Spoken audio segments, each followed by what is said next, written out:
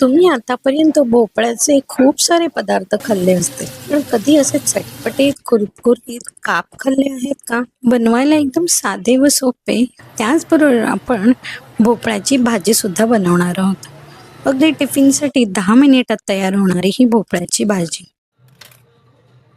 भाचीने गावावरून भोपळा पाठवला होता. म्हटलं आता या भोपळ्याचं काय बरं करायचं? भोपळ्याचे गुणधर्म तर बरेचसे आहेत. तुम्हाला माहिती आहे का की भोपळ्यामध्ये भरपूर असे जीवनसत्व आहेत. प्रामुख्याने जीवनसत्व ए, सी आणि ही खनिजे आणि फायबरने परिपूर्ण असा हा भोपळा आहे.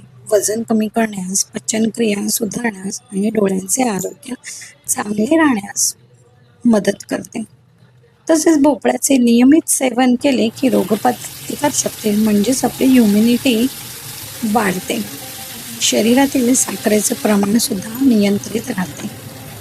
तर असा हा भोपळा 12ही महिने आपल्याला मार्केटमध्ये अवेलेबल असतो. पण आपण भोपळा पाहिला की नाकं मुरडतो. पण असा भोपळा नाकं न मुरडता वेगवेगळ्या पदार्थांच्या रेसिपी करून जर तो पोटात गेला तर आपल्यालाच ह्याचे भरपूर असे फायदे मिळणार आहेत. शरीराची रोगप्रतिकारशक्ती मजबूत राहते. त्याचबरोबर इतर आजारांचा संसर्ग टाळण्यासाठी सुद्धा भोपळा खूप फायदेशीर ठरतो. ज्यांना वजन नियंत्रित करायचं असतं म्हणजे कॅलरीज कमी प्रमाणात घ्यायच्या असतात त्यांनी हा भोपळ्याचं सेवन केलं तर त्यांच्या कॅलरीज सुद्धा आणि फायबर सुद्धा कंट्रोलमध्ये राहतात. भोपळा खाल्ल्याने पोट भरल्यासारखं वाटतं आणि फॅट सुद्धा कमी होतात. त्याचबरोबर पचनक्रिया सुद्धा सुरळीत राहते. ज्यांना कॉन्स्टिपेशनचा त्रास आहे त्यांनी तर भोपळा हा अगदी सॅलेड स्वरूपात किंवा आपण एखादं रताळं वगैरे खातो तसं सुद्धा भोपळा खाल्ला थोडासा वाफून तरी सुद्धा त्यांना कॉन्स्टिपेशनचा त्रास होणार नाही. आणि भरभरून असे बेटा कॅरोटीन भोपळ्यामध्ये असतात त्यामुळे विटॅमिन ई आपल्या डोळ्यांच्या स्नायूंना बळकट ठेवतात. त्यासाठी डोळ्यांच्या व मोतीबिंदूच्या ज्यांना समस्या आहेत त्यांनी भोपळ्याचे आवर्जून सेवन केलं पाहिजे. त्वचेसाठी उत्तम असे भोपळ्यात झिंक आणि क जीवनसत्व असल्यामुळे त्वचेला एक नैसर्गिक चमक देते आणि सुरकुत्या सुद्धा कमी होतात. तर असा भोपळा जर आठवड्यातनं 2 वेळा जरी आपण आहारात घेतला तर बऱ्याचशा गोष्टींवर आपण म्हणजेच बऱ्याचशा आजारांवर मात करू शकतो. तर असा भोपळा नियमित तुम्ही आहारात ठेवा म्हणजे महिन्यातून 3 ते 4 वेळा जरी आहारात घेतला तरी सुद्धा आपल्याला याचे भरपूर असे फायदे मिळतील. आणि झटपट याची भाजी सुद्धा तयार होते.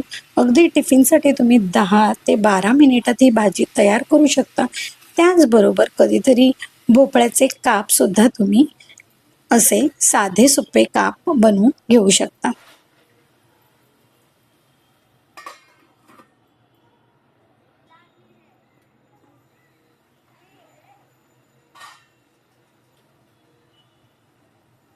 तर असे खूप सारे भोपळ्याचे गुणधर्म आपल्याला समजलेले आहेत आणि त्याचबरोबर शरीराला मिळणारे फायदे. तर असा भोपळा नियमित आहारात घ्या. वेगवेगळ्या रेसिपी करत राहा आणि हेल्दीसुद्धा नक्कीच राहा. तर याच्या आधीसुद्धा मी व्हिडिओ अपलोड केलेले आहेत. भोपळ्याचे घारग्या दाखवलेले आहेत, भोपळ्याचे काप दाखवलेले आहेत, त्याचबरोबर भोपळ्याचे कबाब दाखवलेले आहेत, पकोडे दाखवलेले आहेत. तर अशा पद्धतीने भोपळा वेगवेगळ्या पद्धतीने आहारात नियमित ठेवा म्हणजे तुम्हाला सुद्धा आजारांपासून टाटा बाय बाय करता येईल.